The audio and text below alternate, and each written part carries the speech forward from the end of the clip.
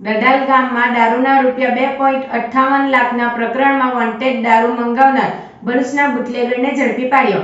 Bharuch LCB પોલીસે ચોક્કસ માહિતીના આધારે 48,000 ઉપરાંત દારૂ ભરેલી કાર સાથે ₹2.58 લાખનો મુદ્દામાલ જપ્ત કરી હાંસોડના ઈસમની ધરપકડ કરી હતી, જ્યારે શાહરૂખ પઠાણને વોન્ટેડ જાહેર કર્યો હતો। ગત 24 જૂનના રોજ ભરૂચ એલસીબીની ટીમ અંકલેશ્વર વિસ્તારમાં પેટ્રોલિંગમાં હતી। તે દરમિયાન બાતમીના આધારે હાંસોટનો બુટલેગર મોહમ્મદ શોએબ ઉસ્માન ગની શેખ ફોરવ્હીલ ગાડીમાં ઇંગ્લિશ દારૂનો જથ્થો ભરી દડાલ તરફ આપવા જતા ઝડપી પાડ્યો હતો।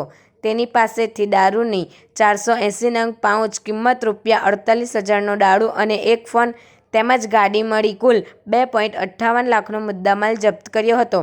હાંસોડના ખીડકી ફળિયામાં રહેતો મોહમ્મદ શોએબ ઉસ્માન ગણી શેખની ધરપકડ કરી હતી।